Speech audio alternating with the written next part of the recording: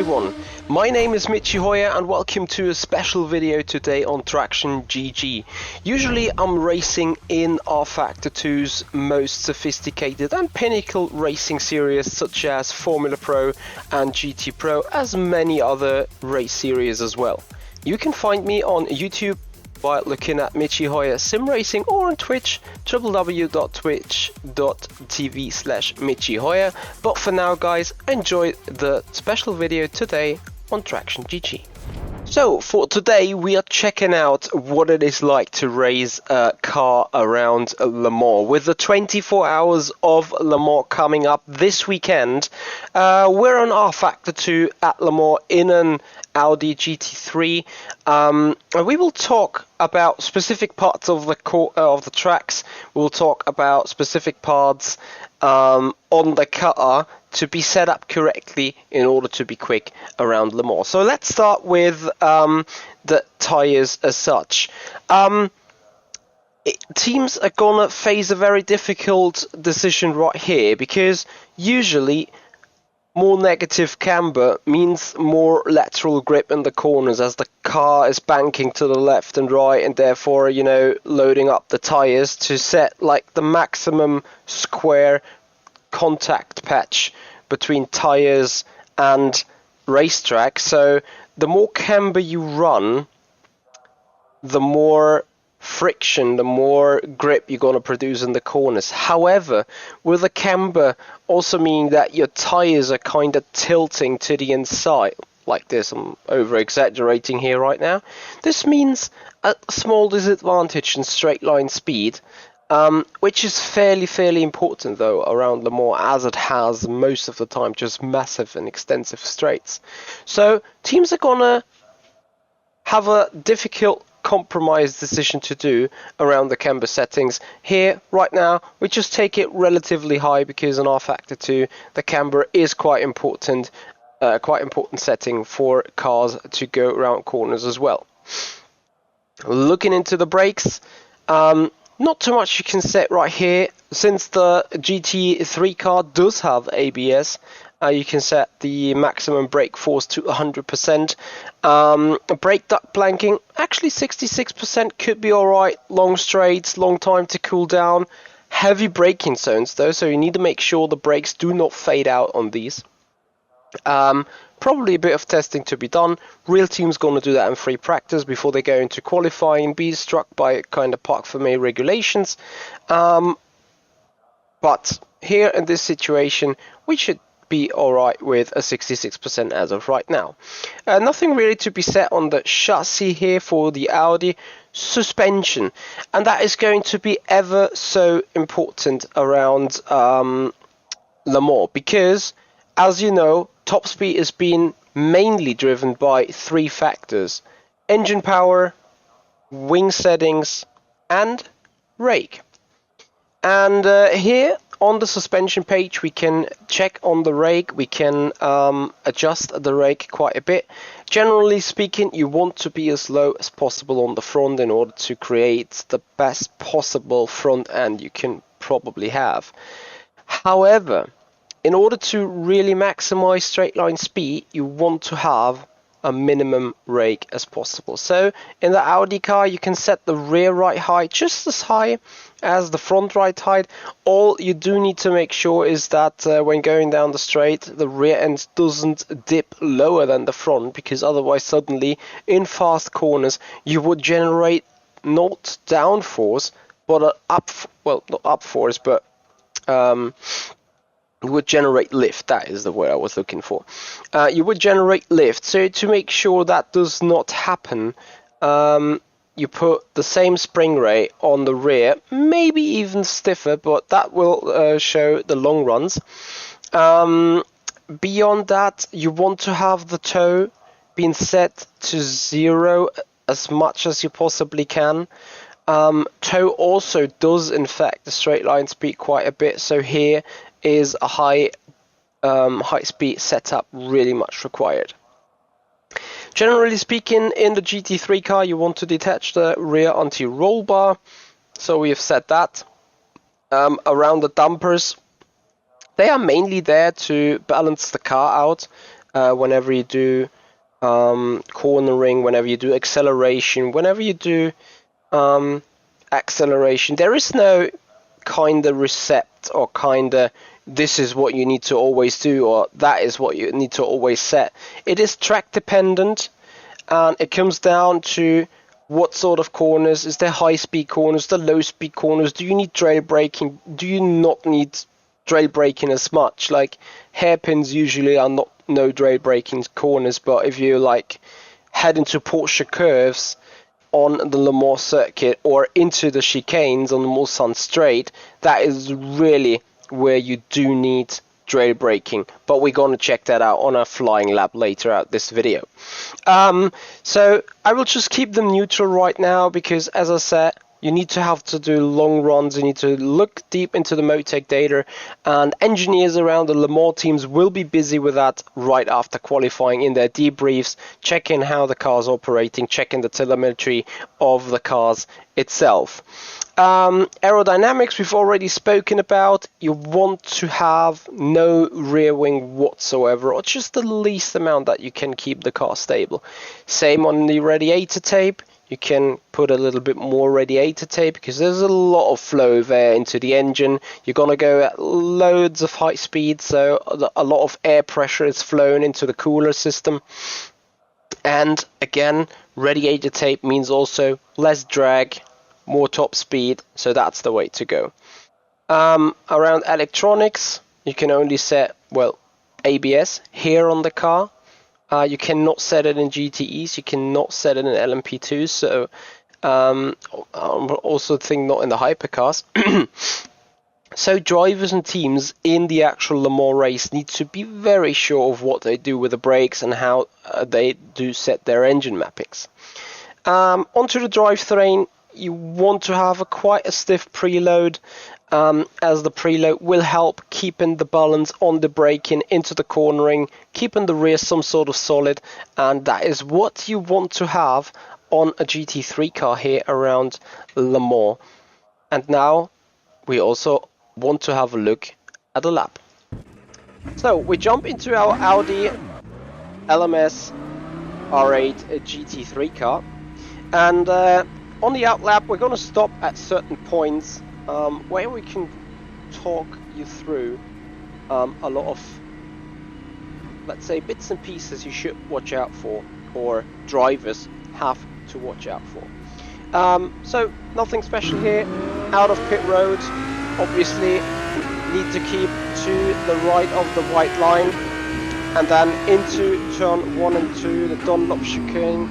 Actually you can cut it quite a lot here and quite as much over here to the right. In real life though, this is not really possible.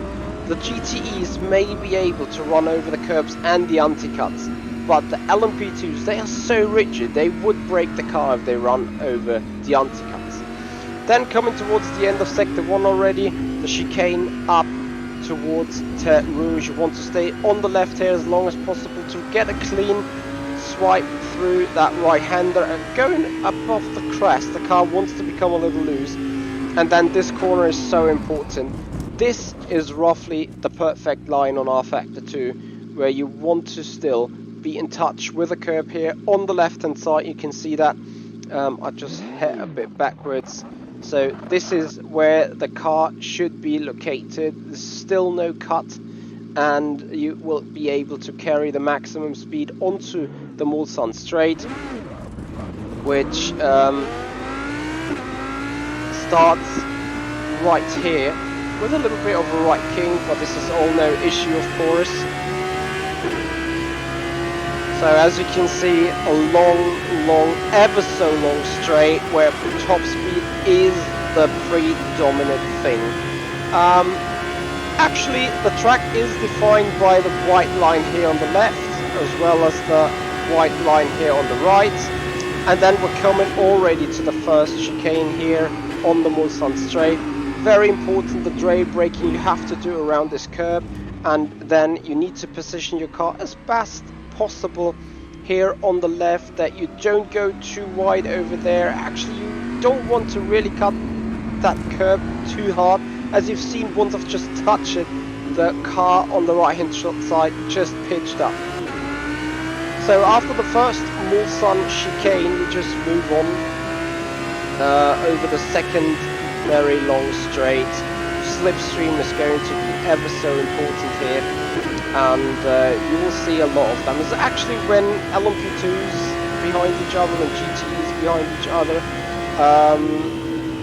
you will see them quite a while, and we will come back on that topic later on. Same here for Mulsanne chicane 2. You want to mount that curb here on the left and open your angle up for the right hander, just ever so slight touch in the curb, and then try and carry all the speed back onto the Mulsanne straight. That will go here over to the right towards the crest that back then in I think 1998 or 1999 made the Mercedes CLK flipping and go upwards and land over there on the left. And then we're coming to Terre Rouge, very difficult corner, as this is kind of the angle that you need to put in to the braking zone. And as you can see to the front, you're not really lining up with the outside of the road, and neither you're lining up with the actual race line that you've just come from. So in short, you have to kind of line up the car with a slight steer to the right, then hit the brakes and wait till the car slows down, comes to the outside line here, and then here on rFactor 2, this is actually the perfect line again. You've just hit the ABS working, because you're still with your outside tires on the curb, and this Mulsanne corner is so important as it is heavy braking zones, good overtaking opportunity, and yet you need to be as early as possible onto the power, since there is another long straight coming up. So we're now going down that long straight, and it is a double right kink corner. There are two right kinks on that straight, that's what I wanted to say. Easy flat out, no issue whatsoever. At times it happens some misunderstandings when there is lapping done. And then we're coming to one of the most iconic spots here on the circuit, Indianapolis. You want to be on the very outside line, then come over into the banked area, touch that right curb just a little bit, and this is here where you want to hit the brakes as hard as you possibly can, try and slow down the car, do a little bit of trail braking into the bank corner again, and you just want to touch the curb on the inside here with the tires.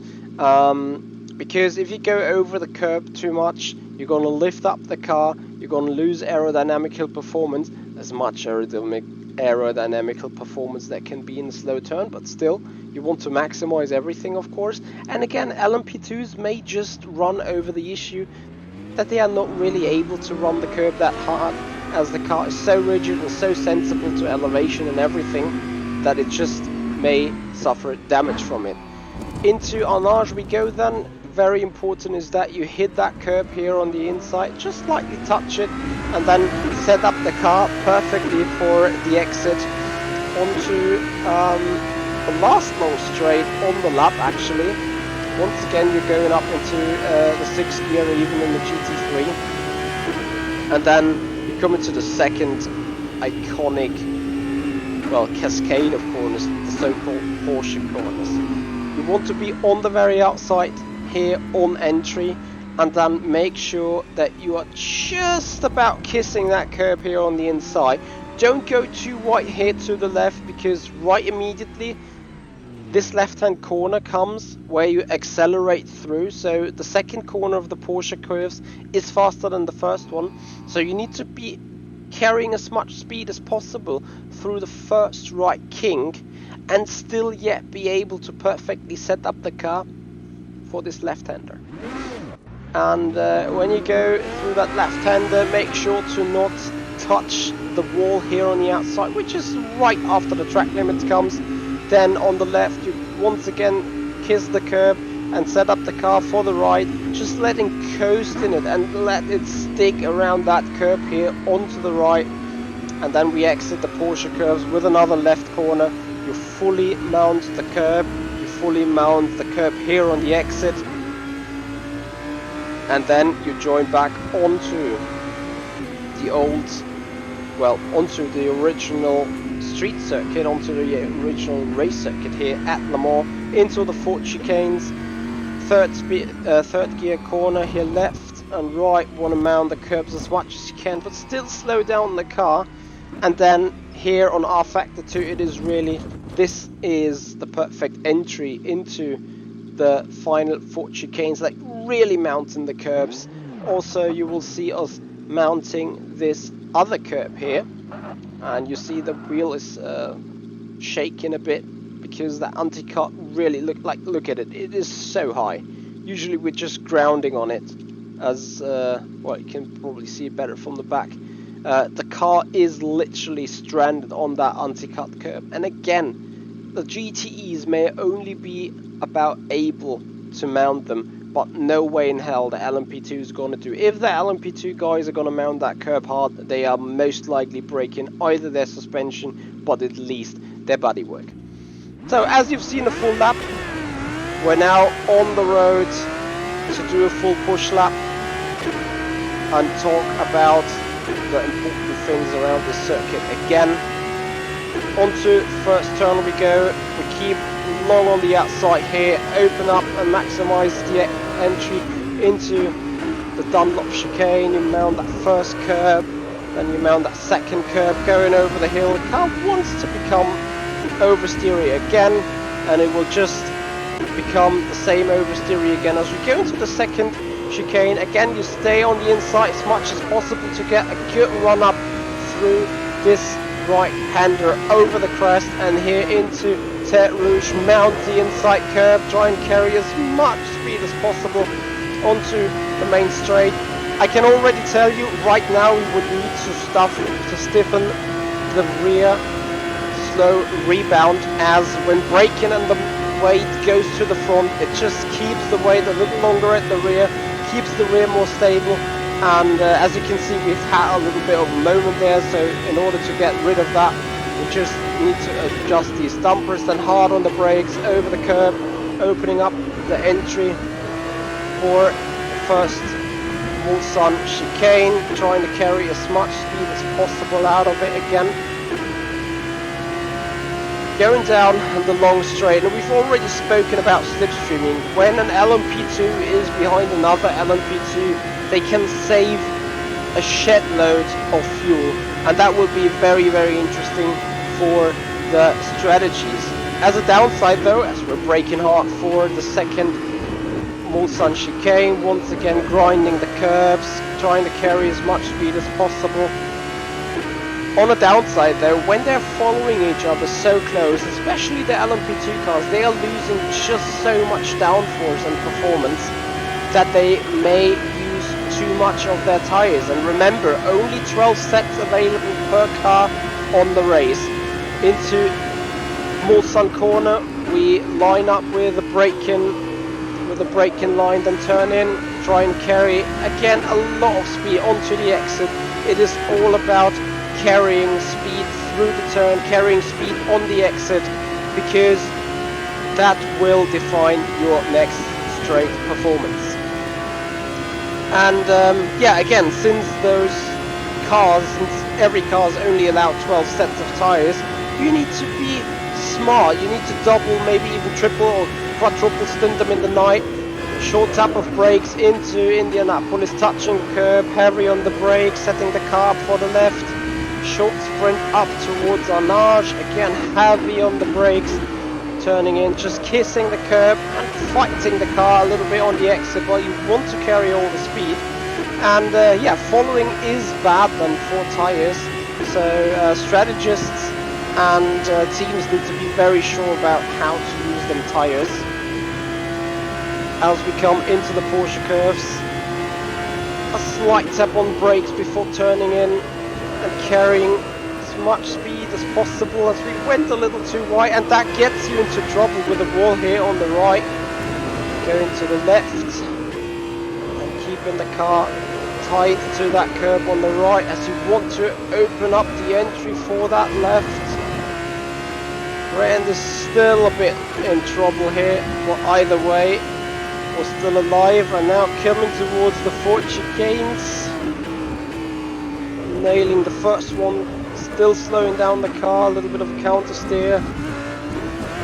Mounting the curbs, going a bit too wide, too much of the curb taken and across the line. Guys, that is actually 1 lap here around the Le Mans circuit. Looked a bit more flamboyant than you want to have it in an endurance car, but yeah, usually we would now have to do a lot of setup work to just fine-tune the car and to make it go as fast as possible. So that is it about the special video today on TraxionGG. I would absolutely appreciate if you follow up on TraxionGG on the Twitch channel, and also if you give Michi Hoyer Sim Racing a look on YouTube, as much as following up on the Michi Hoyer Twitch channel as well. Thank you so much for your time, and see you there next time. Goodbye.